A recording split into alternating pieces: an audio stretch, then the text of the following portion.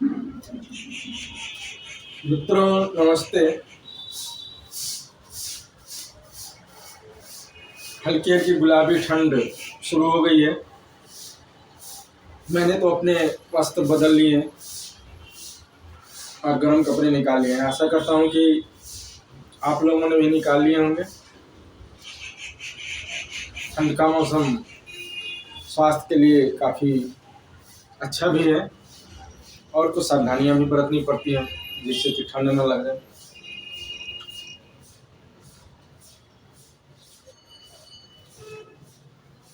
तो हमने पिछली कक्षा में बात की थी कि धरती पर जीवन का विकास किस प्रकार हुआ, साथ ही ब्रह्मांड की उत्पत्ति से संबंधित बातें भी हुई थी। आगे इस बातचीत को बढ़ाने से पहले मैं अध्ययन सामग्री में कुछ जोड़ना चाहता हूँ।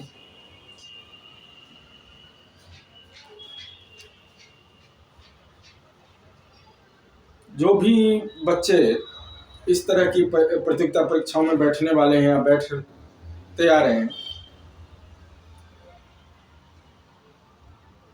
जिनमें ऑब्जेक्टिव के साथ साथ सब्जेक्टिव का भी प्रावधान है,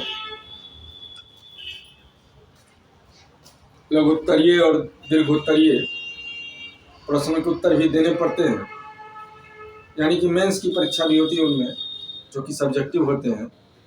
तो उनके लिए इग्नू के नोट्स काफ़ी उपयोगी साबित हो सकते हैं। इग्नू ने विभिन्न विषयों के लिए अलग अलग नोट्स तैयार किए हैं जो इग्नू की वेबसाइट पर मुफ्त में उपलब्ध हैं। आप चाहें तो उनका भी लाभ उठा सकते हैं। हमने जैसा कि वादा किया था पिछली कक्षा में कि इस कक्षा में हम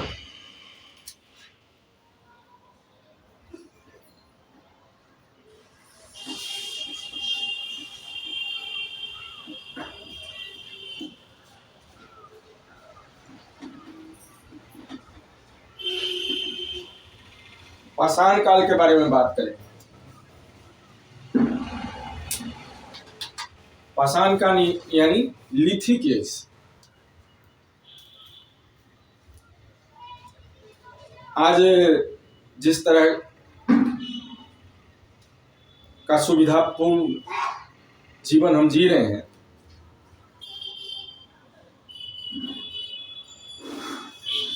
मानव जब धरती पर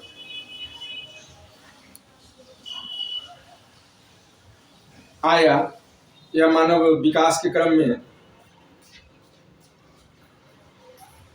जब आदि मानव के रूप में धरती पर रहने लगा,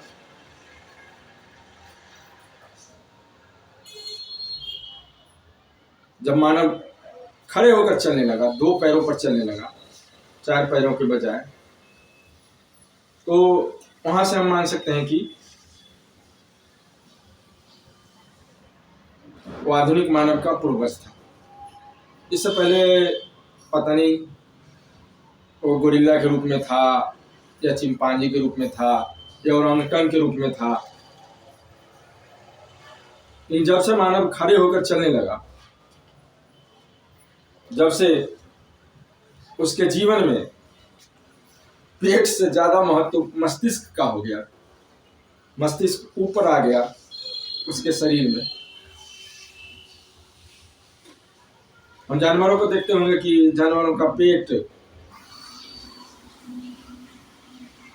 ऊपर होता है और सिर नीचे होता है, चाहे गाय हो भैंस हो। लेकिन मानवों में ऐसा नहीं है। मानवों का सिर ऊपर होता है, पेट नीचे होता है। मस्तिष्क का ज्यादा महत्व है मानवों में।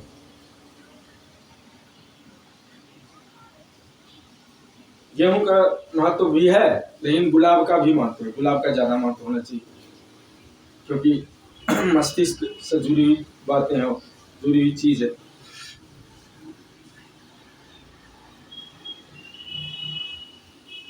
तो एक अनुमान लगाया जाता है, पाषाण काल जो है इसका कोई लिखित प्रमाण नहीं है,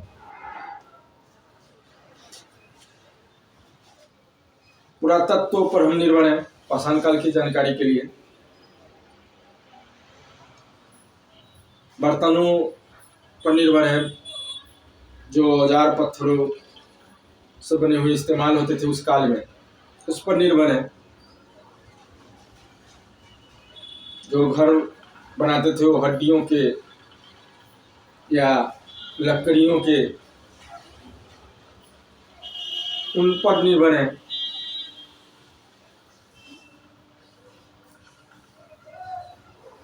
कहीं कहीं मानवों के अवशेष भी मिले हैं जो काफी कम है।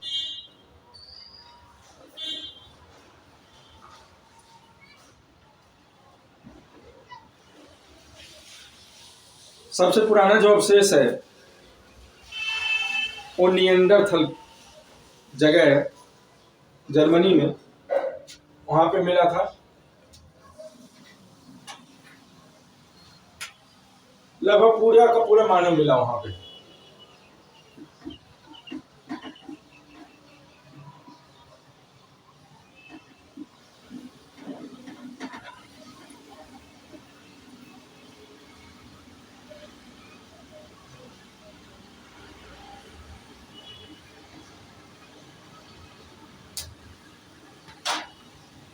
अठारह सौ छप्पन में निएंडरथल में, जर्मनी के निएंडरथल की घाटी में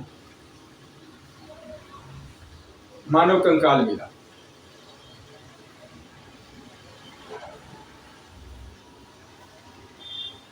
मानव का अवशेष इसलिए भी कम मिलता है क्योंकि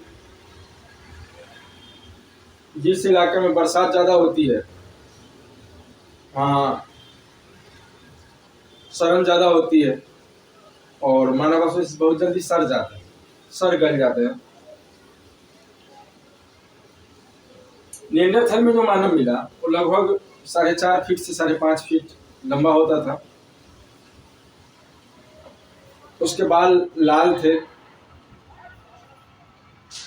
और उसका रंग पीला था, उसके शरीर का रंग पीला होता था।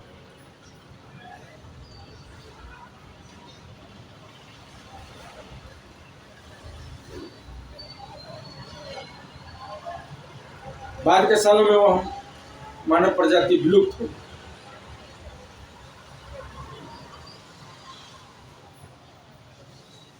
निएंडरथल में रहने वाले मानव हड्डियों से घर भी बनाते थे। आजकल तो सुनकर अजीब बोगरीब लगेगा, लेकिन आरंभिक काल में मानव जानवरों की हड्डियों से, आदमी मानव की हड्डियों से भी पूरा उपयोग लेता था।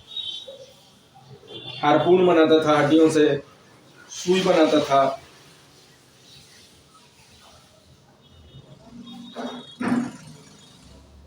घर बनाता था, कहीं कहीं चूल्हे में हड्डियां जलाई भी जाती थी। कई स्थानों पर इस तरह के प्रमाण भी मिले हैं।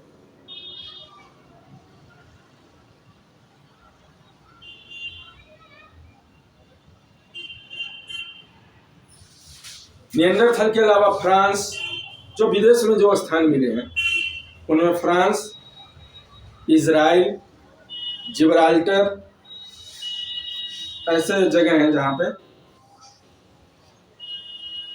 मानव खोपड़ियां मिली। लेकिन सबसे महत्वपूर्ण स्थान हथनौरा है।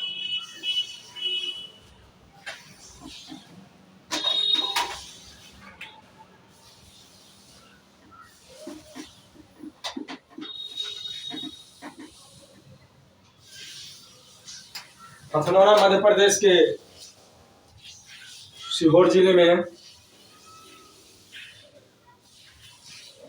होशंगाबाद से 45 किलोमीटर दूर है। मध्य प्रदेश का शहर है होशंगाबाद। जो भोपाल और इटारसी के बीच में पड़ता है, उसके पास है। अपनाना में खोपड़ी मिली है मानव, जो निग्रिटो जाति के मानव की है। 1982 में 5 दिसंबर 1982 को डॉक्टर अरुण सोनाकिया ने के नेतृत्व में वहां पे खुदाई हुई थी, जिसमें 3.5 लाख साल पुरानी खोपड़ी मिली। क्षमता पूरे दुनिया में इतनी पुरानी खोपड़ी कहीं पर नहीं मिली है। पहले ऐसा माना जाता था कि एशिया माइनर के क्षेत्र में या अफ्रीका के क्षेत्र में मानव सर्वप्रथम आया, मानवता का जन्म हुआ। लेकिन हथनौरा में जो खोपड़ी मिली उसके बाद यह सिद्ध हो गया कि भारत ही मानवता का आरंभिक पालना था।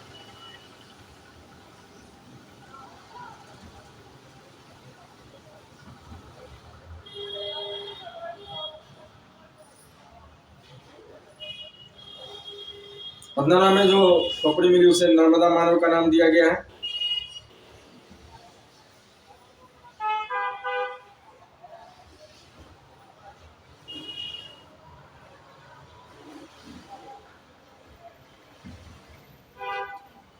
नर्मदा मानव भी धरती से विलुप्त हो चुके हैं। जो निग्रिटो जाति की हड्डी मिली, खोपड़ी मिली, ये प्रजाति अब धरती पर नहीं रहती, धरती से विलुप्त हो चुकी है।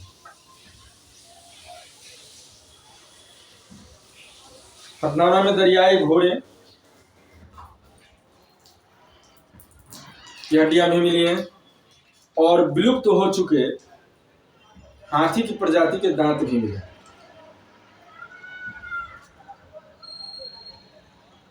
हथनौरा में रहने वाले मानव भी होमो इरेक्टस प्रजाति के थे, मतलब कि 2 पांव पे खड़े होकर, सीधे खड़े होकर चलते थे, झुककर नहीं चलते थे।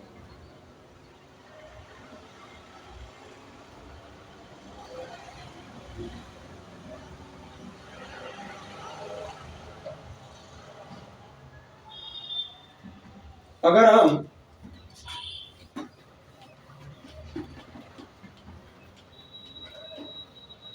पाषाण काल को समय काल में विभाजित करें तो मोटे तौर पर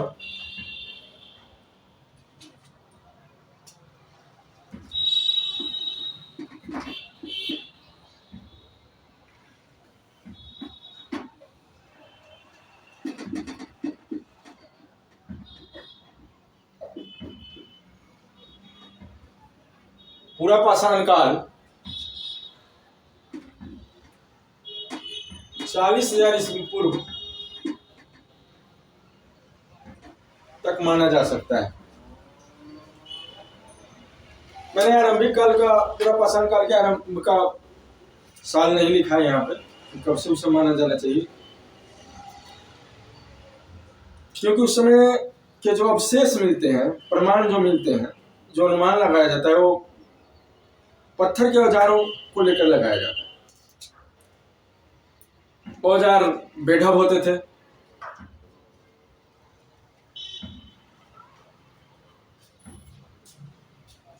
उनमें मानव कोई परिवर्तन नहीं करता था, प्रकृति से जिस तरह का मिलता था उसी रूप में उसका इस्तेमाल करता था।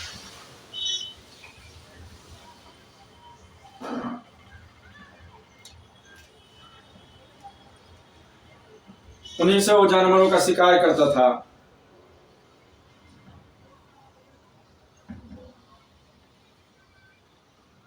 और उन्हीं से जानवरों को चीरता फाड़ता था। उस समय उसने आग जलाना नहीं सीखा था, इसलिए कच्चा मांस ही खाता होगा।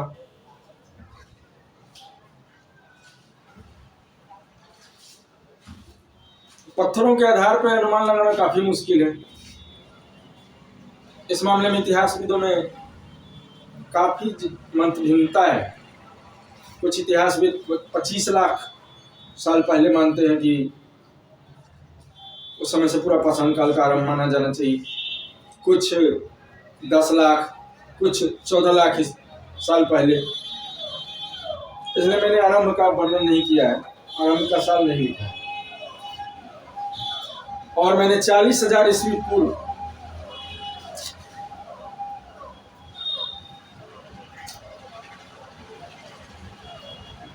तक का साल लिखा है, इसलिए क्योंकि 40,000 साल पहले ऐसा माना जाता है कि मानव ने आग जलाना सीखा। जब से मानव ने आग जलाना सीखा तब से उसे ज्ञानी मानव कहा जाने लगा।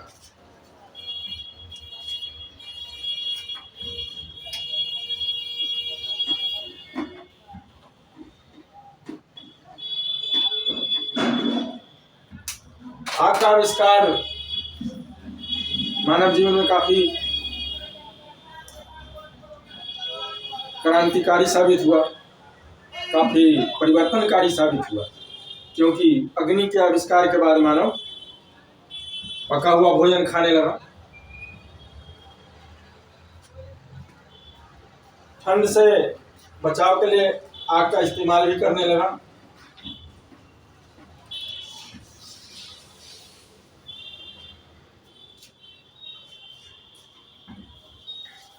तो पूरा पाषाण काल के बाद आता है मध्य पाषाण काल।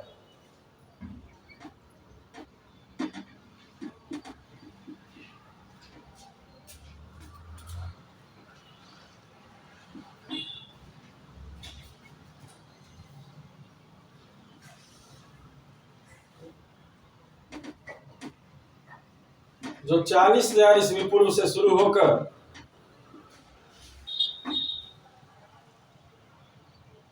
10,000 ईस्वी पूर्व तक माना जाता है। चाहे पूरा पाषाण काल हो चाहे मध्य पाषाण काल हो, इन दोनों ही अवस्थाओं में मानव भोजन का उत्पादन करना नहीं जानता था। भोजन का केवल वो संग्रहण करता था, गुफाओं में रहता था। कई सारी गुफाएं दुनिया भर में इस तरह की पाई गई हैं जहां इस तरह के प्रमाण मिलते हैं कि मानव वहां पर निवास करता था। जैसे मध्य प्रदेश की प्रसिद्ध भीमबेटका गुफा, जिसका नाम महाभारत के पात्र भीम के नाम पर रखा गया।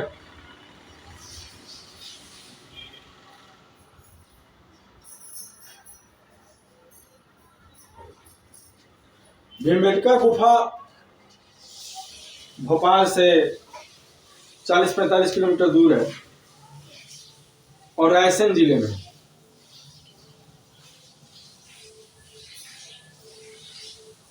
यहाँ बहुत सारे चित्र मिले हैं जो आदि मानव ने बनाए थे,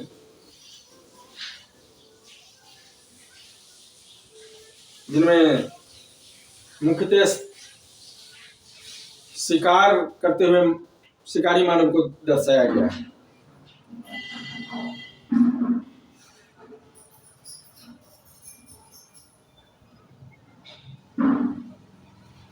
मध्य पाषाण काल में परिवर्तन यह आया कि जो हथियार बेढ़े होते थे उसे मानव ने उसमें अपनी मर्जी से सुधार करना शुरू कर दिया। उसकी धार को पत्थरों पर रगड़ कर तेज बनाना शुरू कर दिया, तेज करना शुरू किया धार को, धारदार हथियार बनने लगे और हथियारों का आकार जो था वो छोटा होने लगा। पूरा पाषाण काल में जो हथियार बनते थे वो उनको मेगालिथिक कहा जाता है, वो बड़े बड़े होते थे और बेढ़े होते थे। मध्य पाषाण काल में माइक्रोलिथिक हथियार बनने लगे जो सूक्ष्म होते थे। इस तरह के हथियार सबसे ज्यादा मद्रास के पास मिले हैं, अतिरम कंपम में, जिसे मद्रास उद्योग भी कहा जाता है।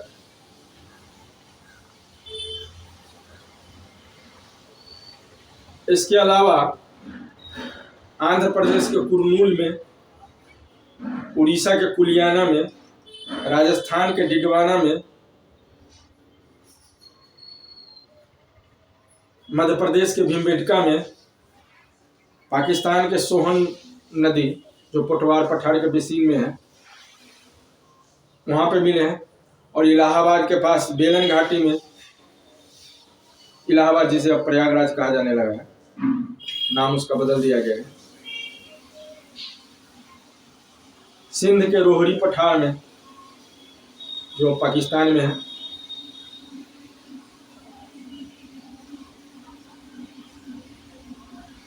लेकिन इस तरह के जो प्रमाण मिले हैं, जो प्रारंभिक औजार मिले हैं, तो सबसे ज्यादा प्रायद्वीपीय भारत में मिले हैं। अगर हम भारत की बात करें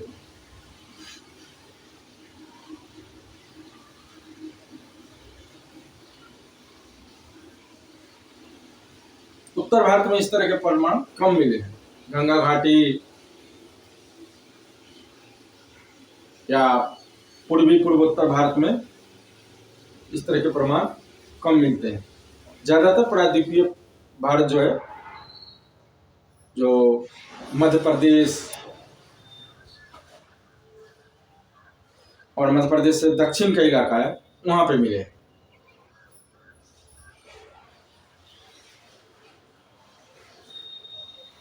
तो मध्य पाषाण काल के बाद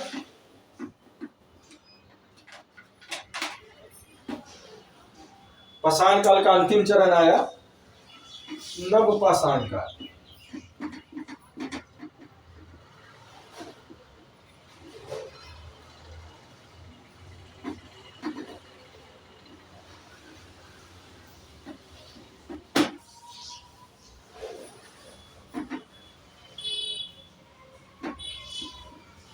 हम 10,000 ईस्वी पूर्व से 3500 ईस्वी पूर्व तक मान सकते हैं।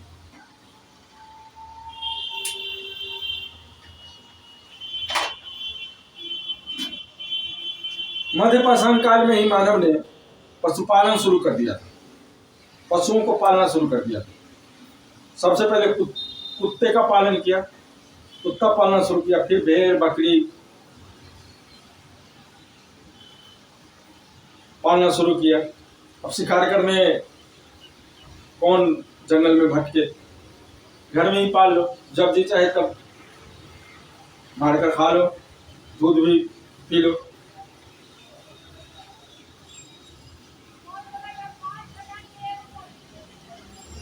नव पाषाण काल में क्या हुआ कि मानव ने खेती करना शुरू कर दिया।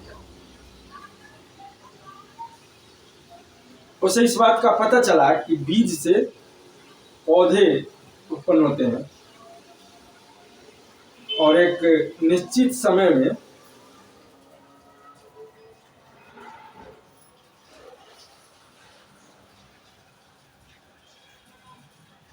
उन पौधों से फलियां और बीज प्राप्त होते हैं।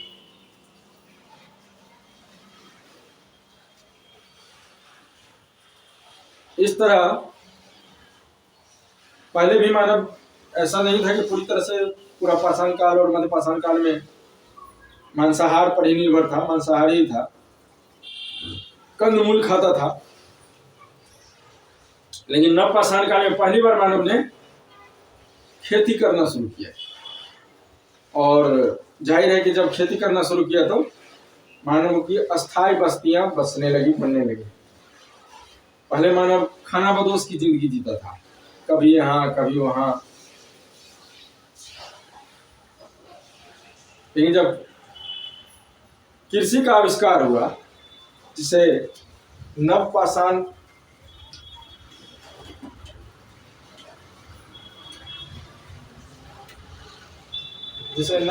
कालीन क्रांति भी हम कहते हैं,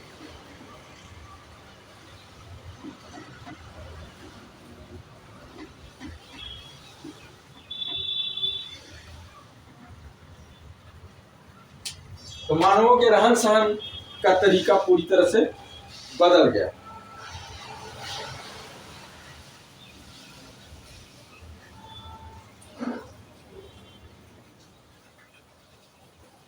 इस तरह से हम देखते हैं कि पाषाण काल में भी सबसे ज्यादा समय मानव ने पूरा पाषाण काल में बिताया, जो पूरे पाषाण काल का लगभग 95% होता है। और उसके बाद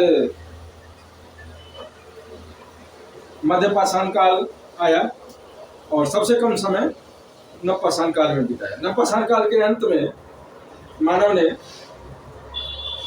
धातुओं का प्रयोग करना सीख लिया।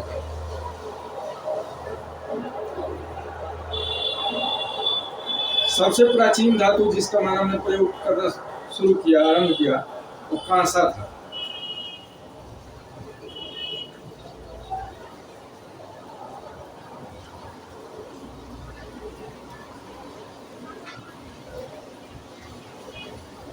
अगर आपने साइंस पढ़ा होगा तो उसमें देख पाया होगा कि तांबे से दो तरह के बर्तन बनते हैं, दो तरह के मिश्र धातुओं का निर्माण होता है, बनाया जाता है मिश्र धातु। एक कांसा, जिसे हमारे बिहार में फूल भी कहते हैं, फूल का बर्तन। कांसा तांबे में टीन के मिलाने से बनता है। और पीतल जो तांबे में जस्ते के मिलाने से बनता है।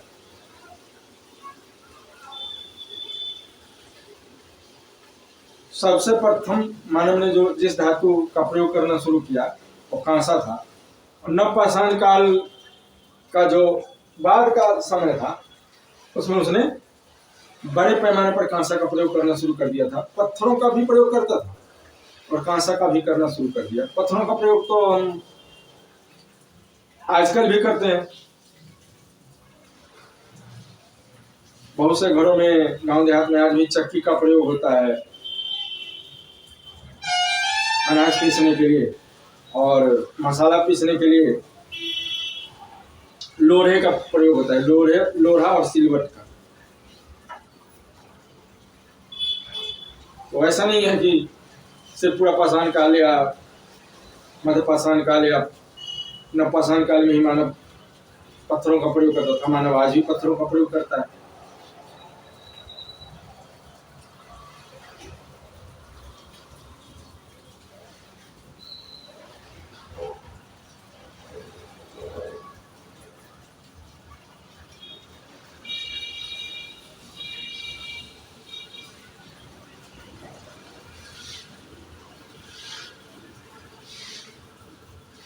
तो मानव सभ्यता के विकास के क्रम में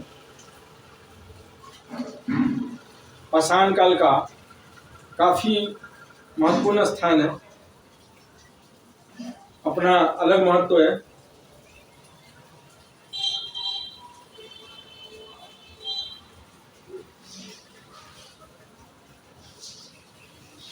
नव पाषाण काल में मानव ने हालांकि हथियार पत्थर के ही रहे, लेकिन उनमें हत्था लगाना शुरू कर दिया। चाहे वो कुल्हाड़ी हो या गणासा हो, लकड़ी के हत्थे लगाने लगा हो, जिससे उसके हथियार की क्षमता बढ़ गई। अब जल्दी जल्दी वो लकड़ियां काट सकता था।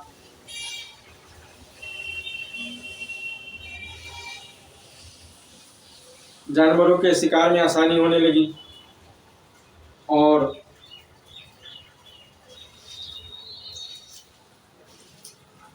मृत जानवरों के शवों को चीर फाड़ कर वो आसानी से अब मांस प्राप्त कर पाता था।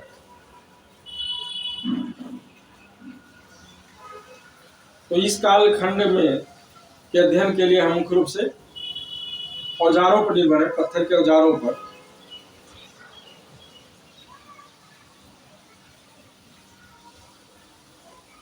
चाहे निएंडरथल में प्राप्त हड्डियां हों,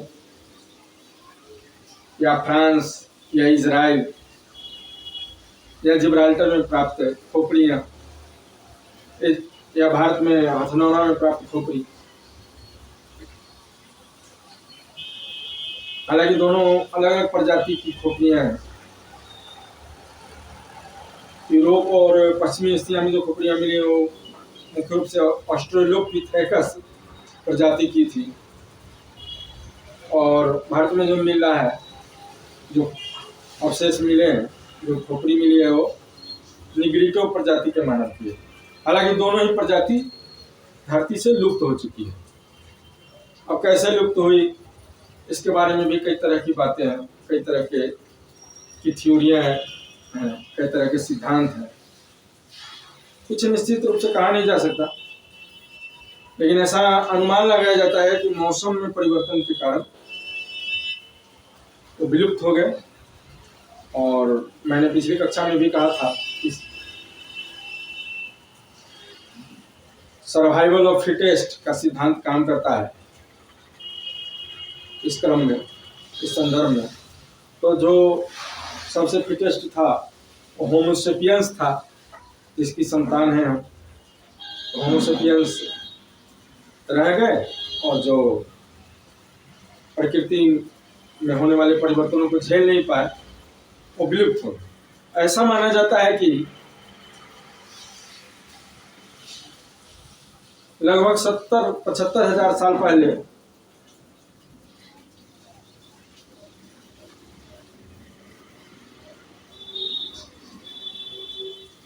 इंडोनेशिया के टोबा ज्वालामुखी में महाविस्फोट हुआ, जिससे बहुत बड़ा इलाका अंधेरे में डूब गया। इतना ज्यादा उसमें से राख और मलबा निकला कि लगभग 1000 साल तक धरती के बहुत बड़े क्षेत्र के लोगों को सूर्य के दर्शन नहीं हुए। पूरा इलाका बर्फ से ढक गया, हिमयुग आ गया। उससे पहले भी आता होगा, उससे पहले भी विभिन्न ज्वालामुखियों में विस्फोट होता होगा। वो अचानक से बड़ी ठंड, उस समय चूंकि वो आग के बारे में जानता नहीं था, आग का ज्ञान नहीं था मानव को, तो हो सकता है कि ठंड के कारण ऑस्ट्रेलोपिथेकस और निग्रिटो प्रजाति के मानव विलुप्त हो गए।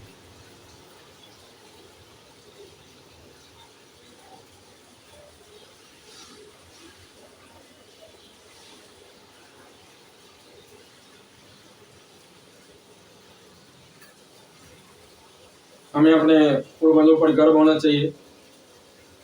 उन्होंने न जाने कितनी कठिनाइयां सही और हमारी प्रजाति को बचाए रखा।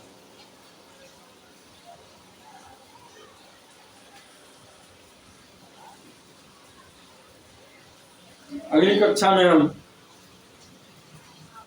कांस्य युग और विभिन्न सभ्यताओं के जन्म के बारे में जानेंगे, जिसमें भारत की सबसे प्राचीन सभ्यता सिंधु घाटी सभ्यता भी शामिल है।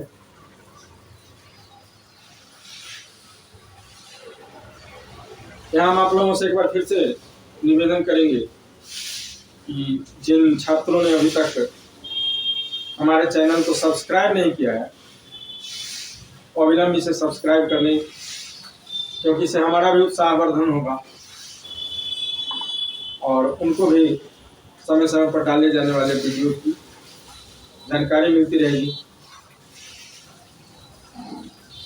हम उम्मीद करते हैं कि जिन छात्रों ने सब्सक्राइब नहीं किया वो सब्सक्राइब कर लेंगे। तो अगली कक्षा तक के लिए हम आपसे विदा चाहेंगे। नमस्कार।